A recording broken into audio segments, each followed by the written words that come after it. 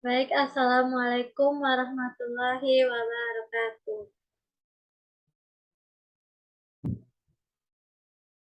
Alhamdulillahilladzi hadana li hadza wa ma kunna linahtadiya laula an hadanallah.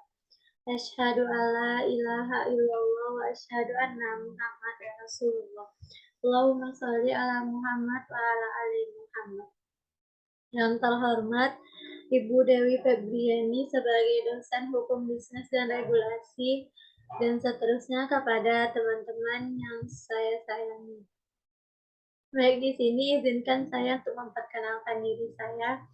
Nama saya Bula Maura dengan NIM 22043005.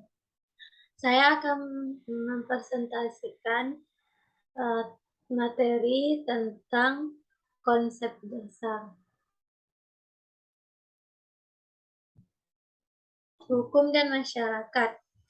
Kodratnya manusia itu tidak bisa hidup sendiri. Harus hidup bersama dalam suatu masyarakat yang terorganisasi untuk mencapai tujuan bersama. Agar tujuan tersebut tercapai diperlukanlah sebuah norma. Norma atau kaidah sosial adalah suatu pedoman atau peraturan hidup yang menentukan bagaimana manusia harus bertingkah laku dalam masyarakat agar tidak merugikan orang lain.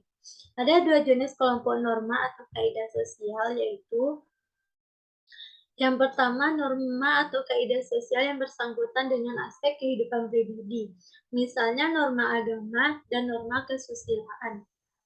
Yang kedua, norma atau kaidah sosial yang bersangkutan dengan aspek kehidupan antar pribadi, misalnya norma sopan santun dan norma hukum. Hukum dan masyarakat ini memiliki 4 norma atau aturan. Yang pertama, norma agama atau kepercayaan. Yang kedua, norma kesusilaan. Yang ketiga, norma sopan santun. Yang keempat, norma hukum.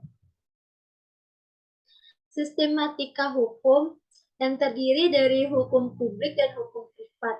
Hukum publik ini terdiri dari hukum tata negara, hukum pajak, hukum pidana, dan hukum administrasi negara. Yang kedua, hukum privat yang terdiri dari hukum sipil atau perdata dan hukum dagang. Pengertian hukum bisnis.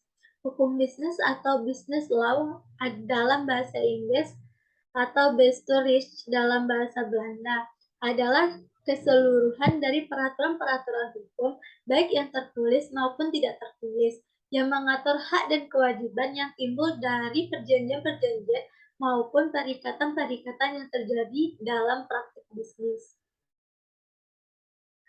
Subjek dan objek hukum. Subjek hukum ialah sesuatu yang menurut hukum dapat memiliki hak dan kewajiban yang memiliki kewenangan untuk bertindak.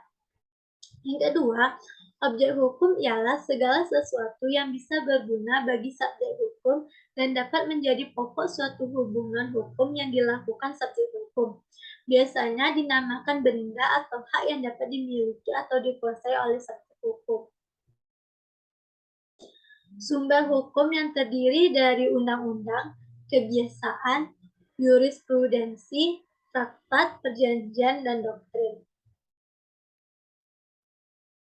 Baiklah, itulah presentasi materi dari saya. Jika ada kesalahan kata, saya minta maaf. Saya sudahi dengan Assalamualaikum warahmatullahi wabarakatuh.